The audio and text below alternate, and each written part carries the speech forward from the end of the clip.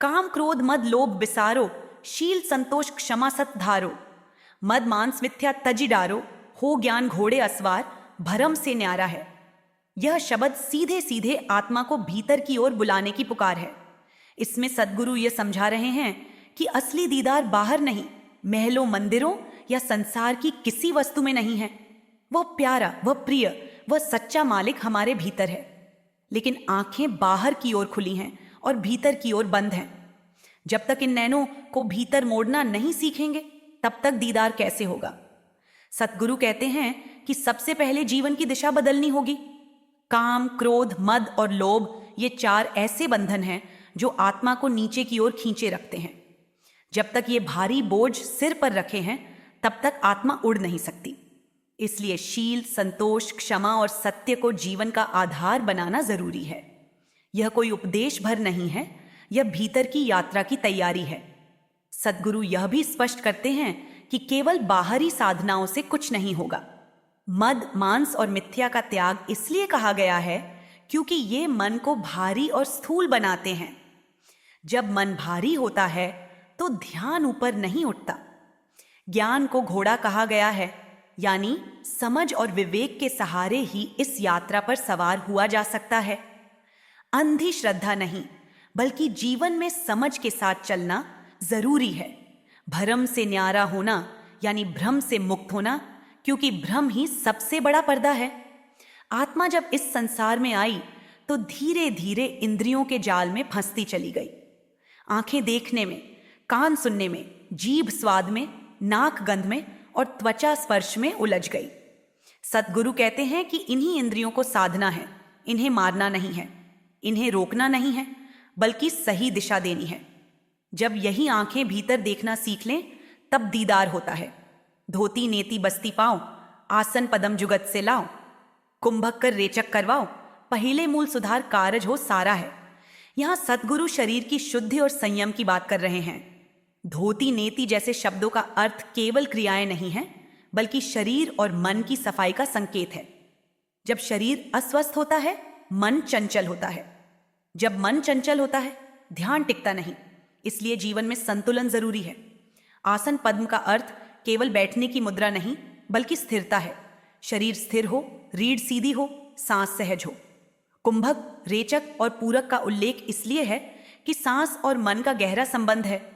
जब सांस तेज होती है, मन दौड़ता है। जब सांस शांत होती है, मन ठहरता है। सद्गुरु कहते हैं कि पहले मूल सुधार करो, यानी जीवन की नींव ठीक करो। खान पान, आचरण, सोच, संगत सब ठीक होंगे, तभी ध्यान आगे बढ़ेगा। यह कोई योग का प्रदर्शन नहीं है। सतगुरु किसी को योगी बनाने नहीं आए, वे आत्मा को उसके घर लौटाने आए हैं। लेकिन शरीर और मन को इतना तैयार करना जरूरी है कि वे रास्ते में बाधा न बने। मूल कंवल दल चतुर बखानो, किलियम जाप लाल रंग मानो। देव गणेश तह रोपा थानो, रिद्धि सिद्ध चंवर डुलारा है। यह सब प्रतीक हैं। मूल कंवल शरीर के उस केंद्र का संकेत है जहां से ऊर्जा ऊपर की ओर उठती है। गणेश को विघ्नहर्ता कहा गया है। जब साधक भीतर की यात्रा शुरू करता है तो सबसे पहले रुकावटें आती हैं। डर, आलस्य, शंका, भ्रम, पुराने संस्कार। सद्गुरु समझाते हैं कि इन रुकावटों को पार करना जरूरी है। रिद्धि सिद्धि भी रास्ते में आती हैं। ये आकर्षक होती हैं, लेकिन लक्ष्य नहीं है। जो इनमें उलझ गया वह आगे नहीं बढ़ पाया। सद्गुरु बार बार समझाते हैं कि भीतर जो भी दिखाई दे, जो भी अनुभव हो, उसे मंजिल न मानो। मंजिल तो सतनाम है, सचखंड है, बाकी सब पड़ाव हैं। स्वाद चक्र षटदल विस्तारो, ब्रह्म सावित्री रूप निहारो, उलटी नागिनी का सिर मारो, तहा शब्द ओंकारा है। यहां ध्यान का सूक्ष्म मार्ग बताया गया है। उलटी नागिनी का अर्थ है ध्यान की धारा को नीचे से ऊपर की ओर मोड़ना। मन की आदत नीचे की ओर जाने की है, इंद्रियों की ओर। सतगुरु कहते हैं कि इसी आदत को उलटना है। जब ध्यान ऊपर उठता है तो भीतर शब्द की अनुभूति होती है। ओंकार का शब्द कोई बाहरी ध्वनि नहीं, यह भीतर की अनहद ध्वनि है। यहां साधक को समझाया जा रहा है कि शब्द ही असली सहारा है। रूप बदलते हैं, दृश्य बदलते हैं, लेकिन शब्द साथ रहता है। जो शब्द को पकड़ लेता है वही पार जाता है। नाभि अष्ट कमल दल साझा, सेत सिंहासन विष्णु बिराजा, हरियम जाप तासु मुक्काजा, लक्ष्मी शिव आधारा है। यह सब भीतर के अनुभवों का वर्णन है, लेकिन सद्गुरु चेतावनी भी देते हैं कि इन वर्णनों में उलझना नहीं है। ये नक्शा है, मंजिल नहीं। नक्शा रास्ता दिखाने के लिए होता है, घर बनाने के लिए नहीं। असली काम है ध्यान को शब्द में टिकाना। द्वादश कमल हृदय के माही, जंग गौर शिव ध्यान लगाई। सोहम शब्द तहां धुन छाई, गण करे जय जयकारा है। हृदय केंद्र पर जब ध्यान आता है तो भावनाएं जागती हैं। भक्ति का रस यहीं से शुरू होता है। लेकिन यहां भी रुक जाना खतरे से खाली नहीं। भाव में बह जाना आसान है। सद्गुरु कहते हैं कि भाव और विवेक दोनों साथ चले। षोडश कमल कंठ के माही, तेही मद बसे अविद्या बाई। हरिहर ब्रह्म छंबर ढुराई, जम श्रियम नाम उचारा है। यह अविद्या बहुत सूक्ष्म होती है। साधक को लगता है कि वह बहुत आगे बढ़ गया है। अहंकार यहीं जन्म लेता है। सद्गुरु कहते हैं कि जहां मैं आया वहीं गिरावट शुरू हो जाती है। इसलिए हर अवस्था में विनम्रता जरूरी है। यह सब रचना पिंड के भीतर है। पिंड यानी यह शरीर। सद्गुरु कहते हैं कि जब तक पिंड की रचना को नहीं समझोगे तब तक उससे ऊपर नहीं उठ पाओगे। लेकिन समझने का अर्थ पढ़ लेना नहीं है, अनुभव करना है। सत्संग का महत्व यहीं से समझ में आता है। अकेला साधक अक्सर भ्रमित हो जाता है। सत्संग में बैठकर समझ पक्की होती है। सतगुरु के वचन दिशा देते हैं। सत्संग मन को बार बार याद दिलाता है कि मंजिल क्या है और रास्ते में क्या छोड़ना है। आंख कान मुख बंद कराओ, अनहद झिंगा शब्द सुनाओ, दोनों तिल एक तार मिलाओ, तब देखो गुलजारा है। यह साधना का सीधा सूत्र है। बाहर के द्वार बंद करो और भीतर का द्वार खोलो। दोनों तिलों के बीच ध्यान टिकाओ। जब ध्यान टिकता है तो भीतर की दुनिया खुलती है। वही असली गुलजार है, वही असली महल है। सतगुरु कहते हैं कि यह सब किसी एक दिन में नहीं होता। जन्मों की आदतें हैं, धीरे धीरे छूटती हैं। लेकिन जो धैर्य रखता है, जो नियम से अभ्यास करता है, जो जीवन को सरल बनाता है, वही आगे बढ़ता है। यह भाग हमें यही सिखाता है कि भीतर की यात्रा की शुरुआत बाहर के सुधार से होती है, लेकिन लक्ष्य बाहर नहीं है, लक्ष्य भीतर है। काम क्रोध लोभ छोड़ना इसलिए जरूरी है क्योंकि ये ध्यान को नीचे खींचते हैं। शील संतोष क्षमा इसलिए जरूरी है क्योंकि ये मन को हल्का बनाते हैं। अंत में सतगुरु का यही संदेश है कि दीदार संभव है। वह प्यारा दूर नहीं है, वो हमारे भीतर है। बस नैनों को मोड़ने की देर है। अगले भाग में यह यात्रा और गहराई से खुलेगी, जहां साधक पिंड की सीमाओं को पार करने लगता है और असली देश की झलक मिलती है। चंद सूर्य एक घर लाओ, सुषमन सेती ध्यान लगाओ, तिरबेनी के संधि समाओ, भौर उतर चल पारा है। इस चरण में सद्गुरु साधक को और भीतर की ओर ले जाते हैं। अब यात्रा केवल सुधार और तैयारी की नहीं रहती, बल्कि भीतर के वास्तविक अनुभव शुरू होते हैं। चंद और सूर्य यानी चंद्रमा और सूर्य, ये दोनों प्रतीक हैं मन और प्राण के। आम जीवन में ये दोनों अलग अलग दिशा में काम करते हैं। मन कभी शीतल होता है, कभी उग्र, कभी शांत, कभी चंचल। प्राण कभी तेज, कभी मंद। सद्गुरु कहते हैं कि जब तक मन और प्राण एक साथ नहीं आते तब तक ध्यान टिकता नहीं। इसलिए चंद और सूर्य को एक घर लाने की बात कही गई है। जब मन और प्राण सुषुम्ना में प्रवेश करते हैं तब भीतर की यात्रा स्थिर होने लगती है। सुषुम्ना वह सूक्ष्म मार्ग है जो रीढ़ के बीच से होकर ऊपर की ओर जाता है। जब ध्यान इड़ा और पिंगला से हटकर सुषुम्ना में टिकता है तभी भीतर का द्वार खुलता है। तिरबेनी की संधि का अर्थ भी यही है कि 3 धाराएं मिलती हैं और साधक ऊपर की ओर बढ़ता है। भौर उतर चल पारा है, यानी साधक का ध्यान अब नीचे के भारीपन से मुक्त होकर ऊपर की ओर उड़ने लगता है। घंटा शंख सुनो धुंधोई, सहस्र कमल दल जगमग होई, ताम मद करता निरखो सोई, बंकनाल धस पारा है। यहाँ भीतर की ध्वनियों का उल्लेख है। ये ध्वनियां बाहर से नहीं आती, ये मन की कल्पना नहीं है। जब ध्यान एकाग्र होता है तो भीतर अनहद शब्द सुनाई देता है, कभी घंटी जैसी, कभी शंख जैसी, कभी मधुर नाद जैसी। सहस्र कमल का जगमगाना उस अवस्था का संकेत है जब चेतना ऊपर की ओर फैलने लगती है। लेकिन सतगुरु फिर सावधान करते हैं कि इन अनुभवों को देखने वाला कौन है, यह समझना जरूरी है। कर्ता कौन है, देखने वाला कौन है, यदि यह विवेक नहीं जागा तो साधक फिर भ्रम में फंस सकता है। डाकिनी शाकनी बहु किलकारे, जम किंकर धर्मदूत हकारे, सत्य नाम सुन भागे सारे। जब सतगुरु नाम उच्चारा है, जैसे जैसे साधक भीतर बढ़ता है वैसे वैसे डर भी सामने आते हैं। ये डर बाहरी नहीं होते, ये मन के संस्कारों से निकलते हैं। डाकिनी शाकिनी जम, ये सब प्रतीक हैं उन भय और बाधाओं के जो साधक को रोकने की कोशिश करते हैं। सतगुरु कहते हैं कि जब सतनाम का सहारा होता है तब ये सब अपने आप भाग जाते हैं। नाम कोई शब्द नहीं, नाम वह शक्ति है जो आत्मा को ऊपर खींचती है। सतगुरु का नाम लेना केवल जप नहीं है, वह आत्मा को भरोसा देना है कि वह अकेली नहीं है। गगन मंडल बिच उर्धमुख कुइया, गुरुमुख साधु भर भर पिया, निगुरो प्यास मरे बिन किया, जाके हिये अंधियारा है। यहां भीतर के आकाश का वर्णन है। ऊर्ध्वमुख कुइया यानी ऊपर की ओर खुला हुआ स्रोत। जो गुरुमुख होता है यानी जिसने सतगुरु का सहारा लिया है, वही उस अमृत को पी सकता है। बिना मार्गदर्शन के साधक प्यासा ही मर जाता है, क्योंकि अंधकार में दिशा नहीं मिलती। ये पंक्ति सतगुरु की आवश्यकता को बहुत स्पष्ट करती है। केवल पढ़ लेने से, सुन लेने से या कल्पना कर लेने से मार्ग नहीं खुलता। त्रिकुटी महल में विद्यासारा, धनहर गरजे बजे नगारा, लाल बरण सूरज उजियारा, चतुर्दल कमल मंझार शब्द ओंकारा है। त्रिकुटी वह स्थान है जहां मन, बुद्धि और अहंकार की सूक्ष्म परतें सामने आती हैं। यहां साधक को लगता है कि उसने सब कुछ पा लिया है। प्रकाश तेज होता है, ज्ञान का एहसास होता है। लेकिन सतगुरु कहते हैं कि यह भी अंतिम नहीं है। ओंकार का शब्द यहां सुनाई देता है, लेकिन यह भी यात्रा का एक चरण है। जो यहां रुक गया वह आगे नहीं बढ़ पाता। साध सोई जिन यह गढ़ लीन्हा, 9 दरवाजे परगट चीन्हा, 10वां खोल जाए जिन दीन्हा, जहां कुलुफ रहा मारा है। यह शरीर 9 दरवाजों वाला किला है। आंख, कान, नाक, मुंह इत्यादि। 10वां द्वार भीतर है। जब तक यह नहीं खुलता तब तक आत्मा बाहर ही भटकती रहती है। सतगुरु कहते हैं कि जिसने यह 10वां द्वार खोल लिया उसी ने असली किला जीत लिया। बाकी सब उपलब्धियां बाहर की हैं। आगे सेत सुन्न है भाई, मान सरोवर पैठी अनहाय, हंसन मिली हंसा होई जाए, मिले जो अमी आहारा है।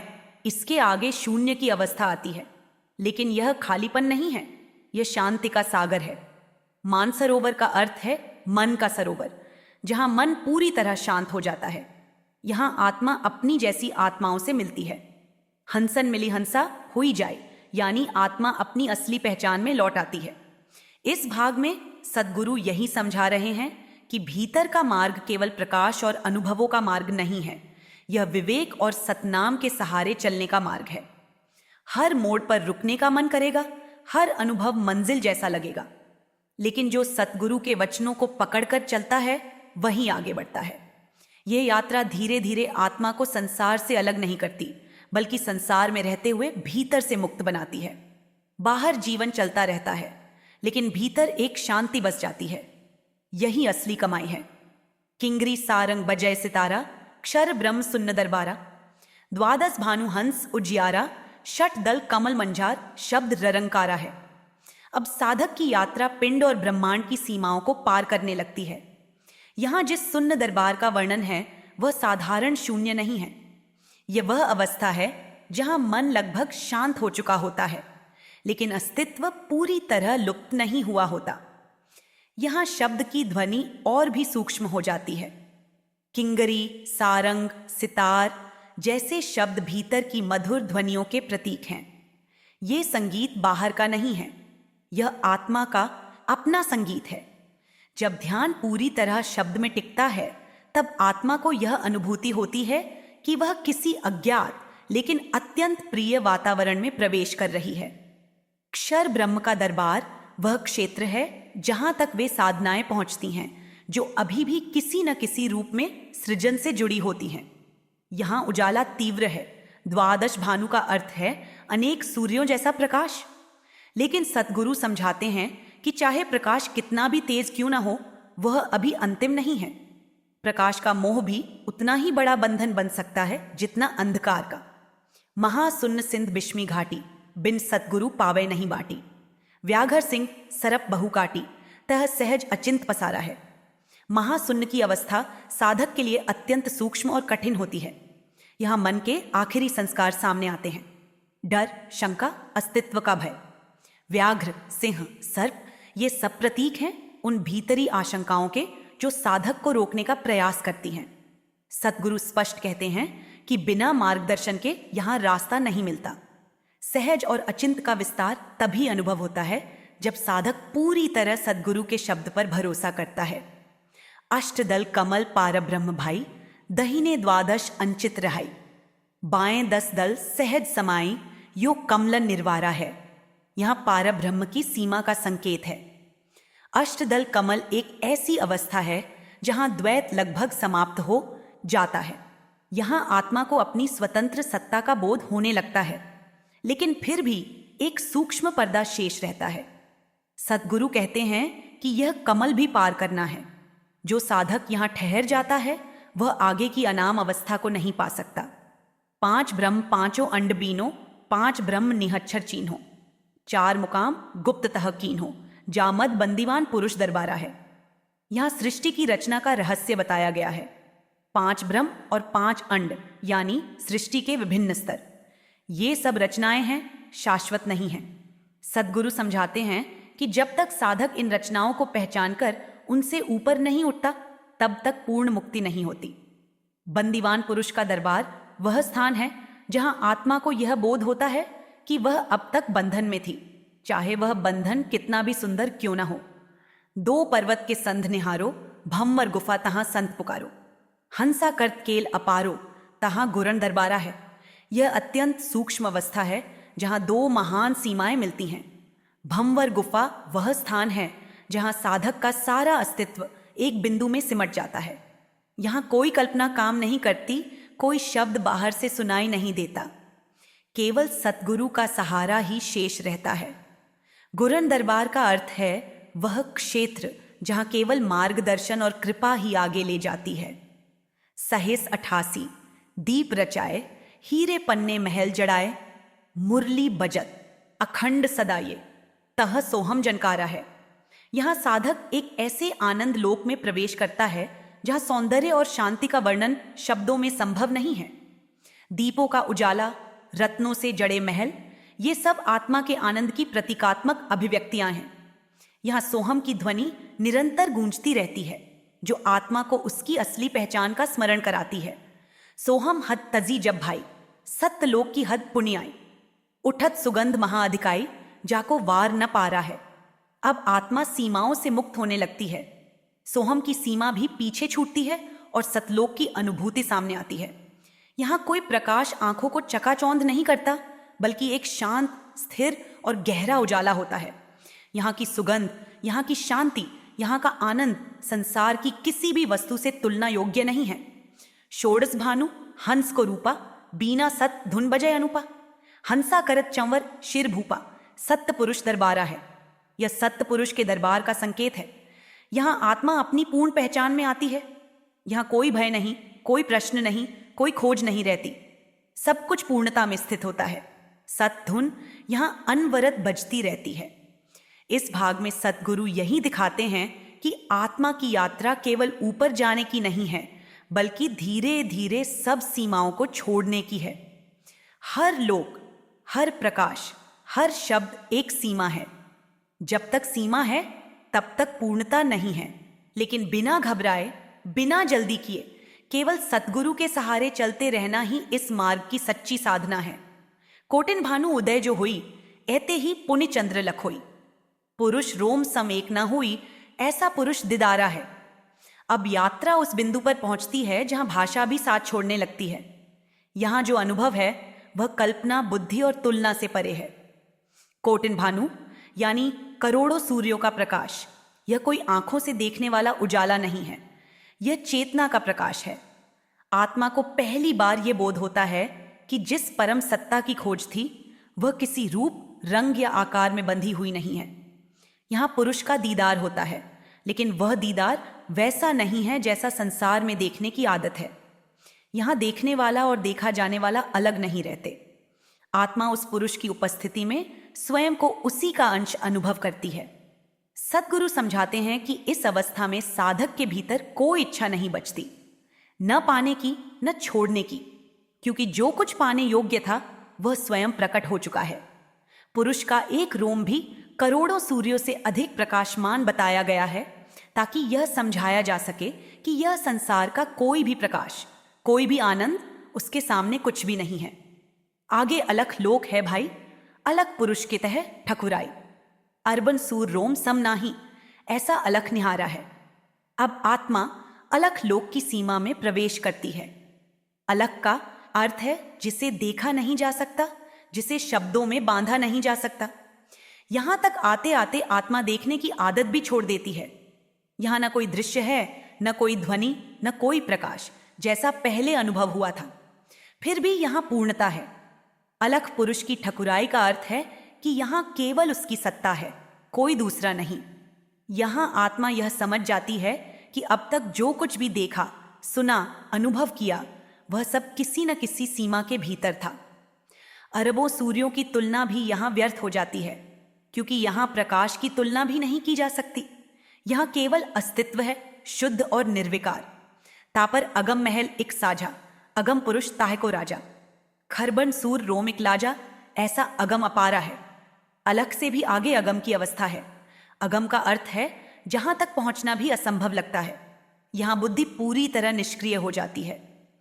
आत्मा किसी प्रयास से यहां नहीं पहुंचती, बल्कि जब सब प्रयास छूट जाते हैं तब यह अवस्था अपने आप प्रकट होती है। अगम पुरुष का राज्य वह है जहां कोई मार्ग नहीं दिखता, फिर भी आत्मा पहुंच जाती है।